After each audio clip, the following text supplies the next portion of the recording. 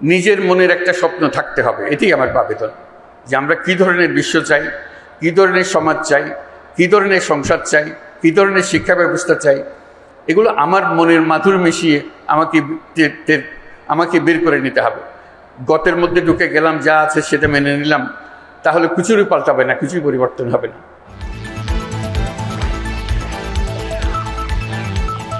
চট্টগ্রাম বিশ্ববিদ্যালয় যখন নিজের পরিচয় দেয়,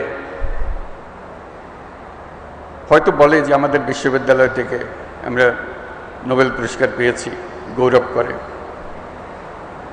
ভ্যান্ডারবিল্ট বিশ্ববিদ্যালয়ে তারা গৌরব বোধ করে যে আমি তাদের বিশ্ববিদ্যালয়ের ছাত্র ছিলাম। তা আমি তাদেরকে বলি যে চট্টগ্রাম বিশ্ববিদ্যালয়ে গৌরব করার কারণ বড় দুইটা, তোমাদেরটা একটা, তাদেরটা দুইটা।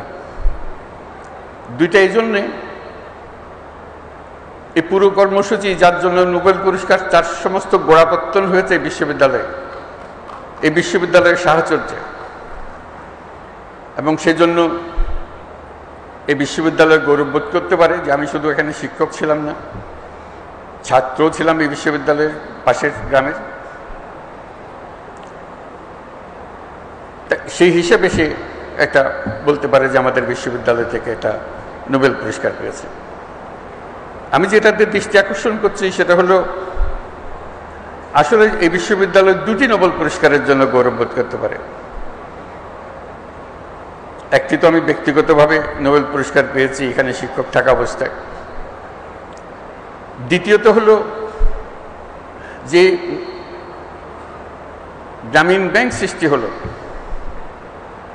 সেই সৃষ্টির গোড়াতেও কিন্তু চট্টগ্রাম বিশ্ববিদ্যালয়ের আইনে, গ্রামীণ ব্যাংকের আইনে লেখা আছে পরিষ্কার এই ব্যাংক কোথার থেকে আসলো। ব্যাংকের জন্ম হয়েছে চট্টগ্রাম বিশ্ববিদ্যালয়ে, অর্থনীতি বিভাগে, সেটা তার স্পষ্ট উল্লেখ আছে। কাজে দুটো, এবং গ্রামীণ ব্যাংকও একটা নোবেল পুরস্কার প্রাপ্ত প্রতিষ্ঠান। কাজে দুটি নোবেল পুরস্কারের জন্য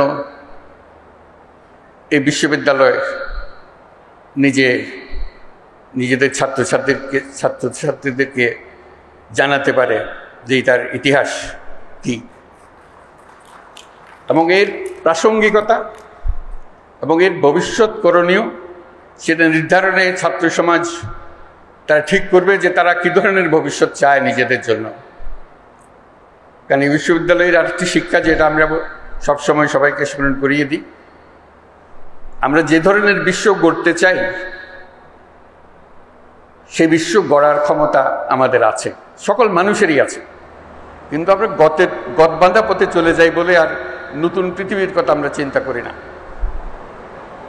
এই বিশ্ববিদ্যালয় যেন সবসময় এটা স্মরণ রেখে তার পাঠদান কর্মসূচি, তার গবেষণা কর্মসূচি শিক্ষকদের এবং ছাত্রদের জন্য যে চালু রাখে, যে আমরা শুধু খণ্ডিত বিষয়ে গবেষণা করার জন্য নিয়োজিত নই। আমরা এই প্রত্যেকটি গবেষণার পেছনে একটি আমাদের উদ্দেশ্য, সমস্ত বিশ্বকে আমাদের মনের মতো করে সাজানোর জন্য, মনের মতো করে বানানোর জন্য। আমাদের যদি সেই লক্ষ্য না থাকে, তাহলে এগুলো গন্তব্যবিহীন গবেষণা, গন্তব্যবিহীন শিক্ষাতে পরিণত হবে।